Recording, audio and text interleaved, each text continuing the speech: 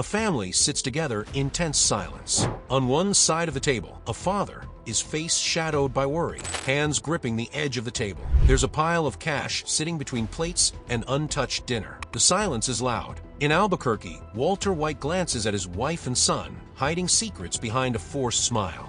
In the Ozarks, Marty Byrde does the same, his eyes darting from his wife to his children, knowing every move could be their last. Two fathers, two families, two lives on the brink, all in the name of protection. Visualization. Introduction. Left, the Whites at the dinner table, Breaking Bad's iconic blue-green lighting.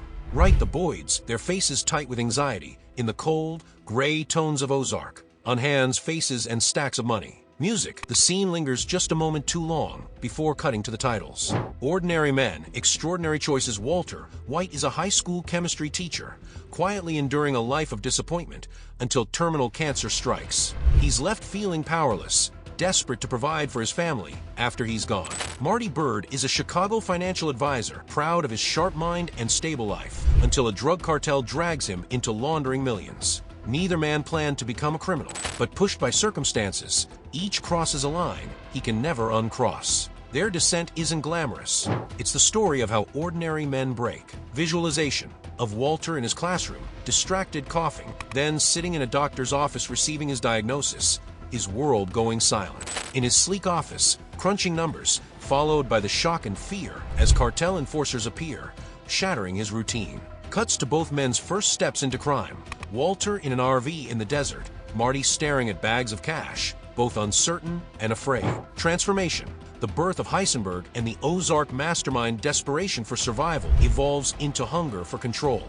Walter's transformation from Mr. White to Heisenberg is a spiral. Every victory justifies the next crime. Each lie builds his confidence and his ego, until he's not just surviving, he's ruling. Marty Byrde's shift is quieter, a matter of endless calculation. He adapts, always thinking 10 moves ahead, becoming a master manipulator, yet always haunted by the violence that stalks his family. Visualization. Shaving his head, putting on the hat, his reflection splits in the mirror, half teacher, half Heisenberg. Staring at a map of the Ozarks, plotting, the camera circling him as the room darkens. Of newspaper clippings, crime board pins, scenes of criminal dealings, Walter cooking, Marty making deals, both becoming someone new. Family, motivation, or excuse. It's all for my family, they both say. But is it? Walter's obsession for providing mutates into pride and control, alienating his wife Skylar and pulling his son Walt Jr. into a web of lies. Marty involves Wendy from the start. Soon, both Byrde children are forced to become accomplices. Family dinners become war councils.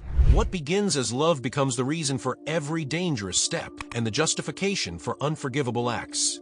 Visualization of family moments. Walt Jr. and Skylar at breakfast, silent and tense. The Boyds at dinner, avoiding eye contact, their faces lined with worry. Flashes. Skylar crying alone, Wendy fiercely negotiating, Charlotte and Jonah Byrde looking lost or angry. Portraits on the wall fracture into shards or dissolve into static. Morality and the cost of crossing the line. Both men set boundaries in the beginning. No violence, just business. But the boundaries keep shifting. Walter's moral code breaks down. He orders deaths, poisons a child, and threatens everyone he loves. Marty, too, keeps making compromises, covering up murders, manipulating innocent people, teaching his children how to launder money. With each season, their justifications grow thinner. The cost of their choices is measured not just in money, but in lost innocence and irreversible consequences. Visualization. Scenes. Walter saying, "I am the one who knocks," cold and terrifying. Standing over a crime scene, face pale, hands trembling. Symbolizing lost morality, bloodstained money, a child's toy in a crime scene,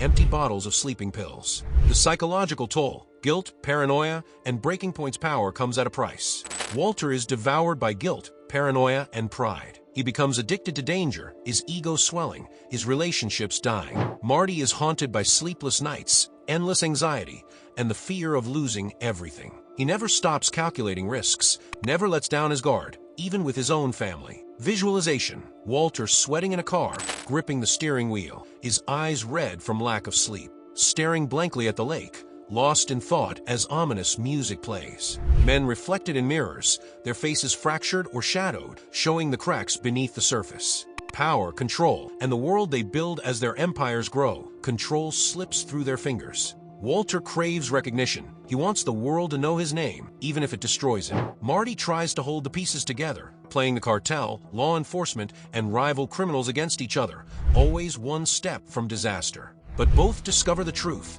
Crime controls them, not the other way around. Visualization, metaphors, chess pieces toppling, dominoes falling, plans unraveling. Shots of sprawling meth labs and river casinos, symbols of power, but surrounded by darkness.